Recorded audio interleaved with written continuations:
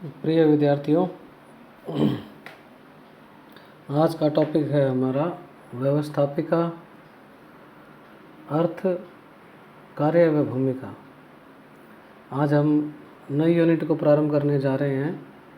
यह BA part second के जो पेपर फर्स्ट है उसकी सेकंड यूनिट है और उसका नया चैप्टर प्रारंभ कर रहे हैं, व्यवस्थापिका। इस क्लास में हम आज व्यवस्थापिका का अर्थ, कार्य और भूमिका के बारे में पढ़ेंगे।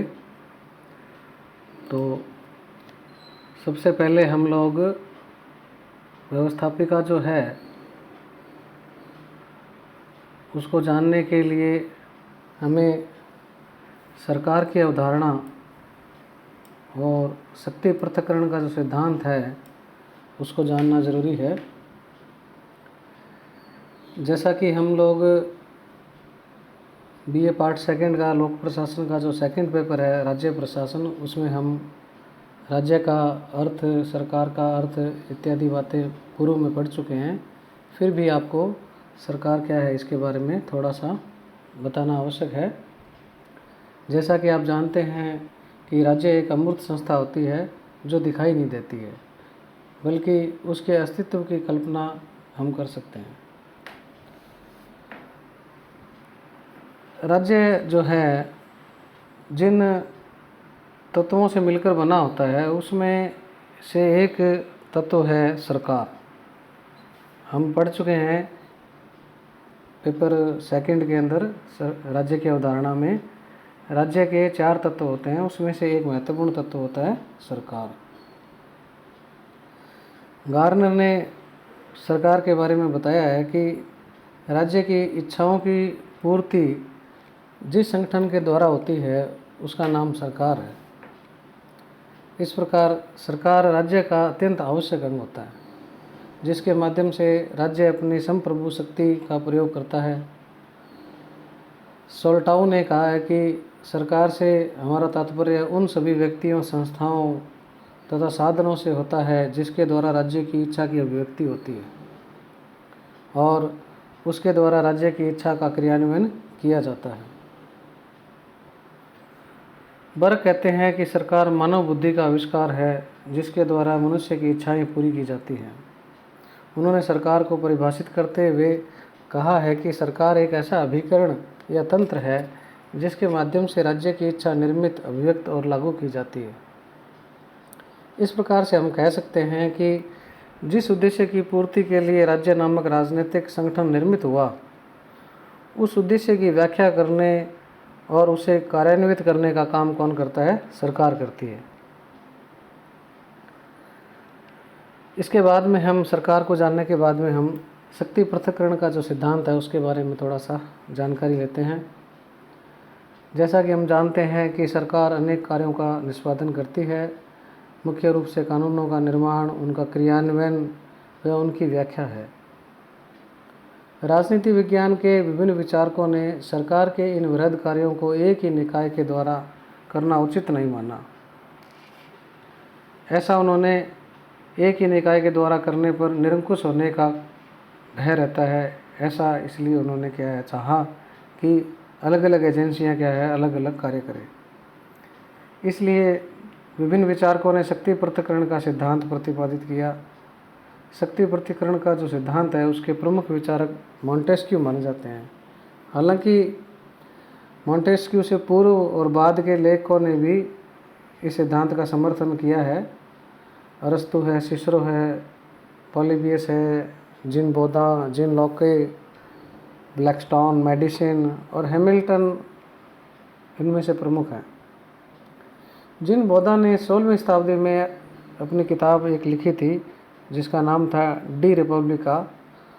उसमें उन्होंने कहा था कि यदि राजा स्वयं ही विधि निर्माता और न्यायाधीश हो जाए तो निर्दयी राजा जो है वो निर्दयतापूर्वक दंड की व्यवस्था करेगा। इसी प्रकार जॉन लॉक ने कहा था कि यदि विधि निर्माता ही विधि की जांच करे तो इससे स्वार्थपूर्ण उद्देश्यों की पूर्ति होती है, और यदि विधि निर्माता ही न्याय करने वाला बन जाए तो उससे अत्याचार की आशंका भी बन जाती है। मॉन्टेस्क्यू ने शासन के मुख्य कार्यों के आधार पर उनको सरकार के कार्यों को क्या है, शासन के कार्यों को 3 भागों में विभाजित किया,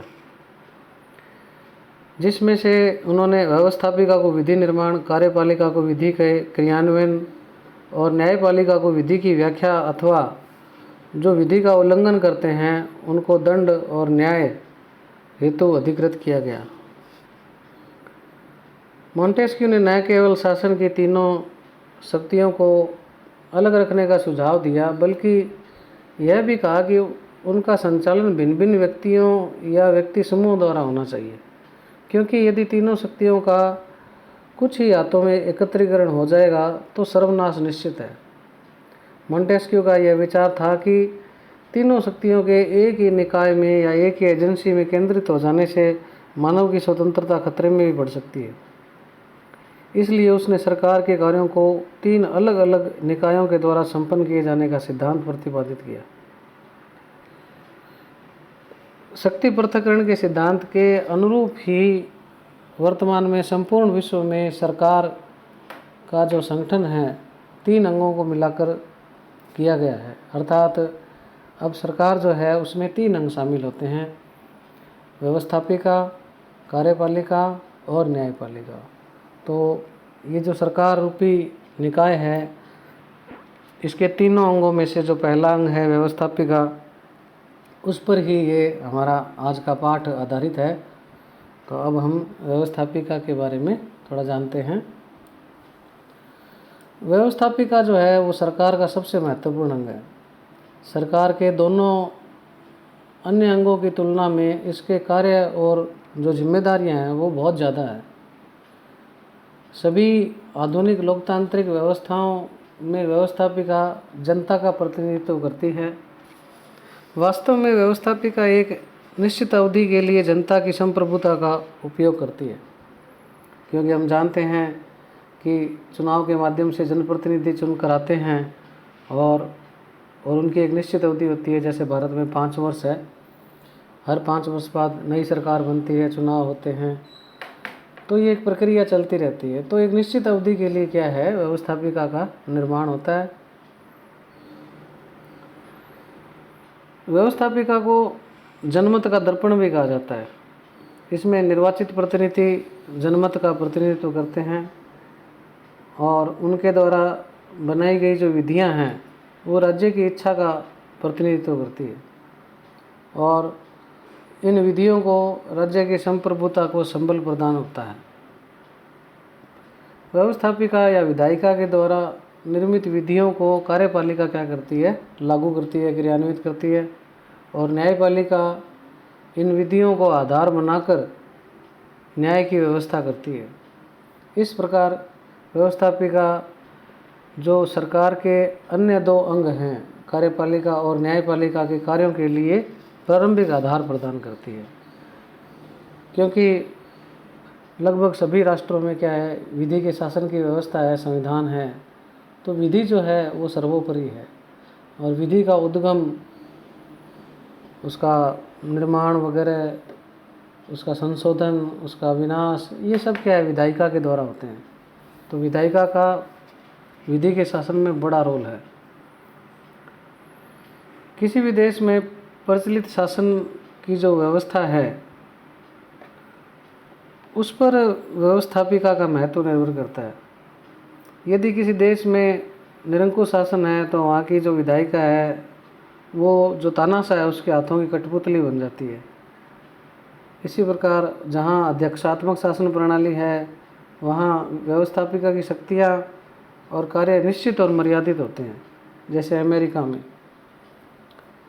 कार्यपालिका निकाय पर कोई ज़्यादा प्रत्यक्ष और प्रभावी नियंत्रण नहीं है। अमेरिका में विधायिका का कार्यपालिका पर कोई खास नियंत्रण नहीं है, किंतु इंग्लैंड और भारत जैसी संसदीय शासन प्रणाली में व्यवस्थापिका का महत्व अन्य प्रणालियों की तुलना में बहुत ज़्यादा है। इन देशों में व्यवस्थापिका से कार्यपालिका पर अंकुश रखने की अपेक्षा की जाती है, अर्थात व्यवस्थापिका कार्यपालिका पर नियंत्रण रखती है। नाम मात्र की कार्यपालिका पर महाभियोग जैसे राष्ट्रपति है हमारे देश में नाम मात्र कार्यपालिका है।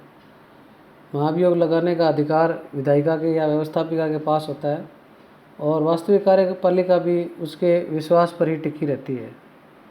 जो सरकार है, कार्यपालिका जो है, शासन जो है, वो क्या है, व्यवस्थापिका का जो विश्वास मत है उस पर क्या है, टिकी रहती है।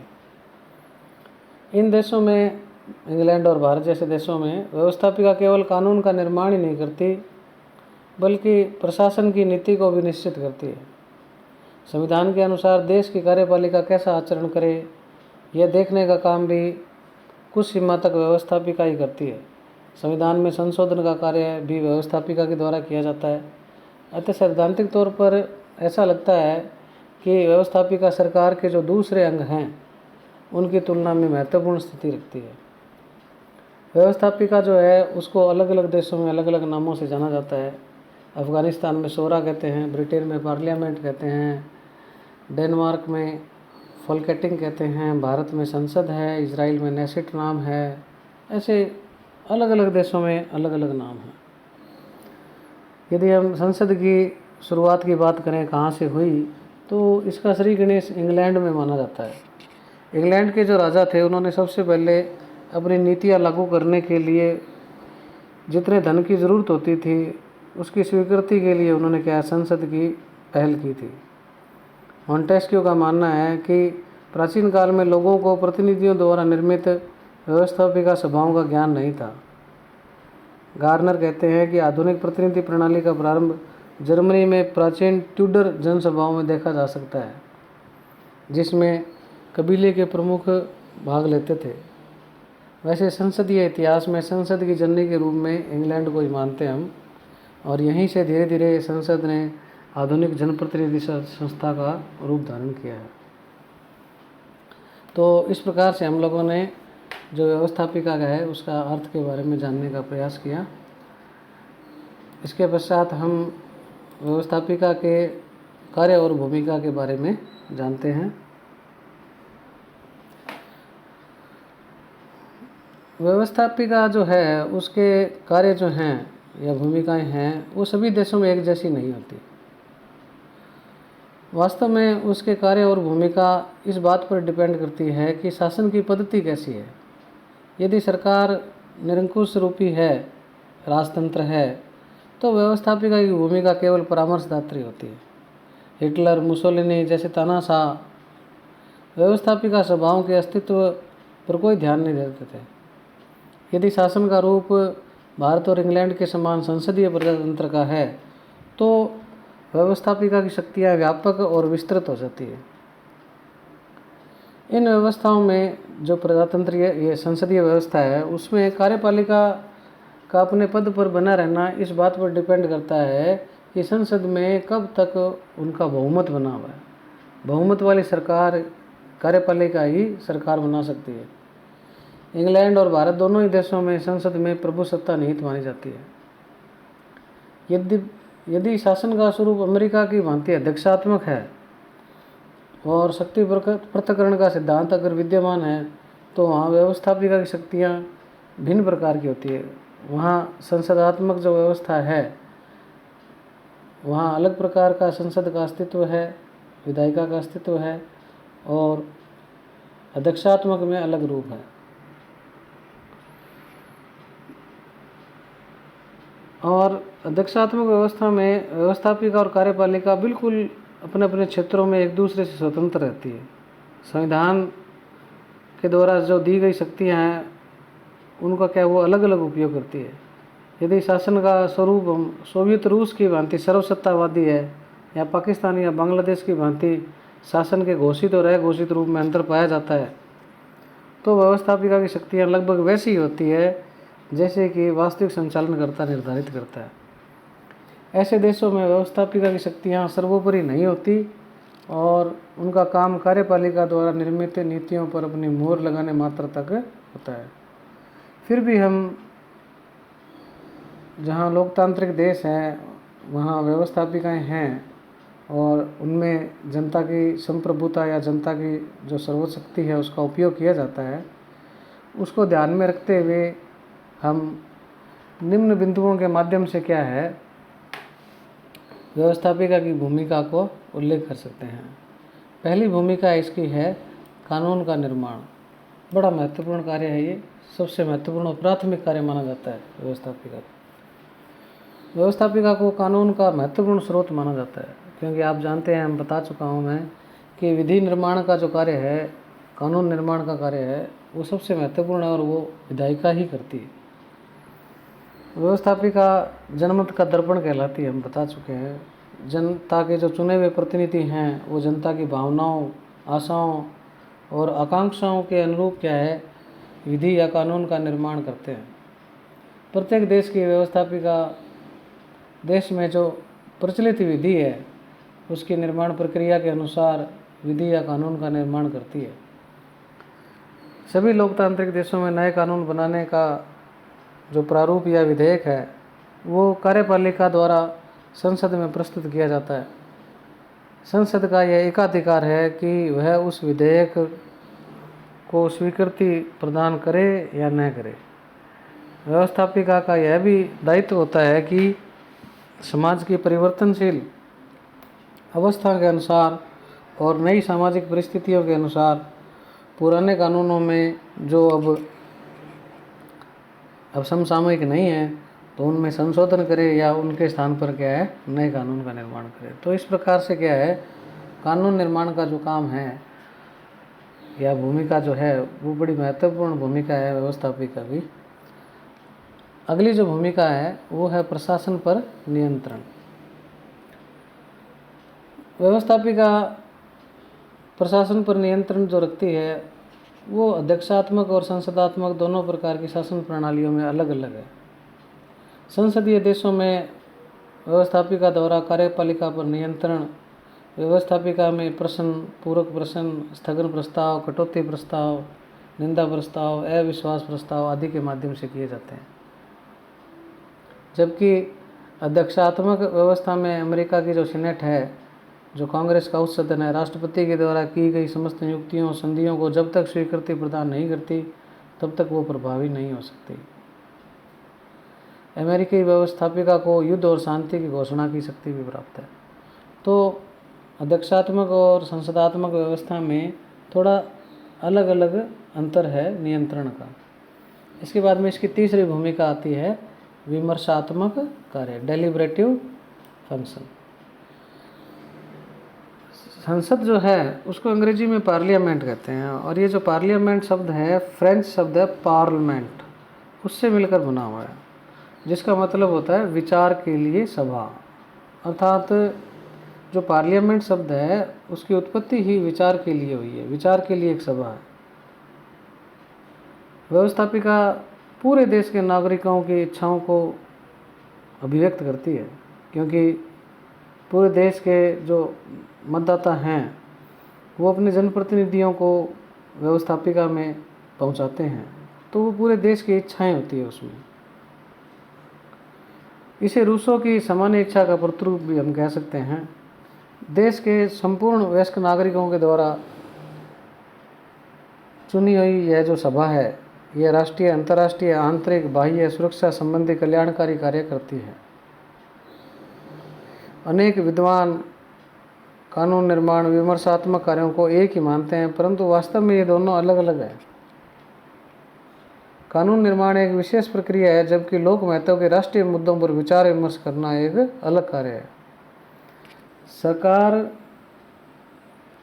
शासन और प्रशासन के विभिन्न क्षेत्रों में कैसा काम हो रहा है, देश की विभिन्न संस्थाएं जो प्रशासनिक संस्थाएं हैं, जैसे नीति आयोग है, वित्त आयोग है, समाज कल्याण के संगठन है, संघ लोक सेवा आयोग है, नियंत्रक और महालेखा परीक्षक है, न्यायपालिका है, ये कितनी सफल हैं। इस प्रकार का जो विचार विमर्श है उसका एक राष्ट्रीय मंच जो है वो संसद ही होता है, पार्लियामेंट ही है, व्यवस्थापिका ही है। तो यह एक इसका क्या है, महत्वपूर्ण भूमिका है। इसके पश्चात में अगली भूमिका आती है इसकी व्यवस्थापिका की, राष्ट्रीय वित्त पर नियंत्रण। वर्तमान समय में व्यवस्थापिकाएं अपने देश के वित्त पर नियंत्रण रखने का कार्य करती है। देश की सरकार व्यवस्थापिका की स्वीकृति के बिना न तो नागरिकों पर कर लगा सकती है न ही राष्ट्रीय खजाने से कोई व्यय कर सकती है। भारतीय संविधान में भी अनुच्छेद 265 और 66 में यह प्रावधान किया गया है कि विधि के प्राधिकार के बिना न तो सरकार नागरिकों पर कर आरोपित कर सकती है और न ही राज्य की संचित निधि से कोई व्यय कर सकती है। ऐसी संवैधानिक वांछनीयता के अंतर्गत सभी देशों में व्यवस्थापिकाएं देश के वार्षिक बजट को स्वीकृति प्रदान करती है। यह जो वार्षिक बजट होता है देश की कार्यपालिका का द्वारा तैयार किया जाता है और व्यवस्थापिका की स्वीकृति के लिए उसके द्वारा प्रस्तुत किया जाता है। इस प्रकार से राष्ट्रीय वित्त पर क्या है, व्यवस्थापिका के द्वारा नियंत्रण किया जाता है। अगली जो भूमिका है वो है इसकी न्यायिक कार्य। अनेक प्रजातांत्रिक देशों में व्यवस्थापिका कुछ न्याय संबंधी कार्य करती है। जैसे ग्रेट ब्रिटेन का जो उच्च सदन है जिसे हम लॉर्ड सभा कहते हैं, वर्ष 2005 तक उच्चतम अपील न्यायालय के रूप में कार्य करता था। 2005 तक क्या है, जो लॉर्ड सभा है वो एज ए सुप्रीम कोर्ट के रूप में कार्य करती थी। अमेरिका की सीनेट है, वो राष्ट्रपति, उपराष्ट्रपति, न्यायाधीशों तथा अनेक उच्च पदाधिकारियों पर जो महाभियोग लगाए जाते हैं, इम्पीचमेंट लगाए जाते हैं, उनकी जांच करती है। इसी प्रकार फ्रांस की जो गणतांत्रिक परिषद है और भारत की संसद को भी उच्च पदाधिकारियों पर महाभियोगों के जांच और उन पर नियंत्रण करने का अधिकार है। तो इस प्रकार से क्या है, कुछ मात्रा में क्या है, व्यवस्थापिका न्यायिक कार्य भी करती है। अगली जो भूमिका है वो है संविधान संशोधन का।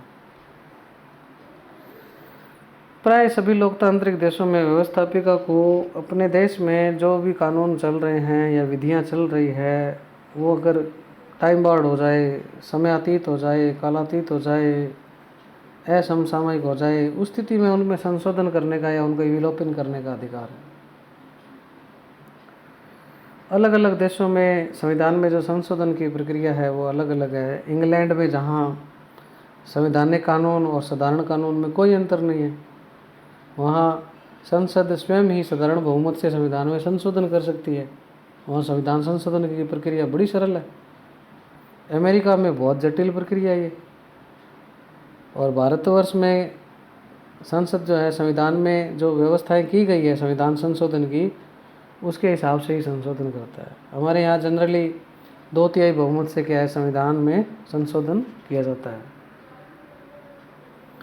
कुछ प्रावधान ऐसे भी है जिसमें क्या है, विधायिका के, राज्य की जो विधायिकाएं हैं उनसे भी अनुमोदन करवाना पड़ता है। तो कुछ ऐसे भाग हैं, कम भाग हैं वैसे। तो इस प्रकार से संविधान में जो संशोधन का कार्य है वो व्यवस्थापिका के द्वारा किया जाता है। इसके बाद में आता है निर्वाचकीय कार्य की भूमिका जो है। कुछ देशों की जो व्यवस्थापिकाएं हैं वो निर्वाचन संबंधी कार्य भी करती है। जैसे स्विट्जरलैंड की संघीय सभा मंत्रिपरिषद के सदस्यों, न्यायाधीशों तथा प्रधान सेनापति का चुनाव करती है, स्विट्जरलैंड की। सोवियत संघ में व्यवस्थापिका मंत्रिपरिषद के सदस्यों और उच्चतम न्यायालय के न्यायाधीशों का निर्वाचन करती है। भारत में संसद और राज्य विधानसभाएं जो हैं वो राष्ट्रपति का निर्वाचन करती है। इसी प्रकार भारत का उपराष्ट्रपति भी संसद के दोनों सदनों के निर्वाचित सदस्यों द्वारा चुना जाता है। लोकसभा अपने अध्यक्ष का, राज्यसभा अपने उपसभापति का निर्वाचन करती है। इस प्रकार व्यवस्थापिका क्या है, कुछ महत्वपूर्ण जो निर्वाचकीय या चुनाव करने के जो दायित्व हैं उनका निष्पादन करती है। अगला जो है वो है कार्यपालिका और मतदाताओं के मध्य सेतु का कार्य। अनेक बार व्यवस्थापिका के सदस्य एक निश्चित अवधि के लिए जनता की तरफ से अधिकृत होकर शासन की नीतियों के निर्धारण में अपना योगदान देते हैं। ये बात हम पहले भी पढ़ चुके हैं, बार बार पढ़ चुके हैं, अनेक बार पढ़ चुके हैं। यह सबको जानकारी है कि व्यवस्थापिका के बहुमत दल के कुछ वरिष्ठ, प्रभावशाली और बुद्धिमान जो सदस्य हैं वो कार्यपालिका में भी स्थान पाते हैं, अर्थात वो मंत्रिमंडल में भूमिका निभाते हैं। यही कार्यपालिका देश के शासन के दैनिक कार्यों का संचालन करती है। चुनाव के बाद में जनता के द्वारा 5 वर्ष तक सरकार पर कोई प्रत्यक्ष नियंत्रण कर पाने की स्थिति नहीं होती। ऐसी स्थिति में व्यवस्थापिका ही कार्यपालिका और मतदाताओं के बीच परस्पर सौहार्द और संबंध स्थापित करने हेतु संबंध सेतु का कार्य करती है। व्यवस्थापिका जन इच्छाओं को अभिव्यक्त करती है, इसलिए यह कार्य वह अधिक इच्छा से संपन्न कर सकती है। अगला है अभाव अभियोगों की अभिव्यक्ति। अभाव अभियोग मतलब जनता की जो शिकायतें हैं, पब्लिक ग्रीवेंसेज। व्यवस्थापिका एक ऐसा मंच है जहाँ नागरिकों के अभाव अभियोगों की अभिव्यक्ति होती है। संसद के सदस्य जो हैं वो जनता के प्रतिनिधि होते हैं और उनका कर्तव्य होता है कि जो जिस क्षेत्र से वो चुनकर आए हैं उस क्षेत्र के नागरिकों की जो शिकायतें हैं, जो उनके कष्ट हैं, उनके जो दुख दर्द हैं, वो क्या है, उनका मुद्दा जो है व्यवस्थापिका में उठे। सभी सदस्य इन अभाव अभियोगों को प्रस्तुत कर कार्यपालिका से अपेक्षा भी करते हैं कि उनके द्वारा जो समस्याएं बताई गई है जनता की, उसका वो क्या है, शीघ्र समाधान करें। तो इस प्रकार से जनता की जो शिकायतें हैं उनकी सुनवाई का एक मंच है। अंतिम जो है वो है जनमत का निर्माण और क्रियान्विति। व्यवस्थापिका न केवल लोकमत का प्रतिनिधित्व करती है बल्कि यह लोकमत के निर्माण और उसकी अभिव्यक्ति में भी सहायक होती है। व्यवस्थापिका की जो बैठकें होती है उसके दौरान जो विचार विमर्श होता है, चर्चा होती है, बहस होती है, वो क्या समाचार पत्रों में फिर क्या छपती है। समाचार पत्रों में प्रकाशित इस विवरण के आधार पर राष्ट्र का स्थानीय जो लोग हैं उनमें क्या लोकमत का निर्माण होता है। सच तो यह है कि व्यवस्थापिका के प्रभावशाली सदस्य आधुनिक लोकतांत्रिक राष्ट्रों में सभी महत्वपूर्ण विषयों पर राष्ट्रीय चेतना का नेतृत्व करते हैं, जिससे एक विशेष दिशा में लोकमत बनता है और उसकी अभिव्यक्ति होती है। इस प्रकार हम उपरोक्त बिंदुओं के माध्यम से व्यवस्थापिका के बहुआयामी कार्यों का उसकी भूमिका का उल्लेख कर सकते हैं। आपको किसी भी प्रकार की कोई जिज्ञासा हो या कुछ पूछना हो तो आप मुझसे व्हाट्सएप या कमेंट्स बॉक्स के माध्यम से पूछ सकते हैं। धन्यवाद।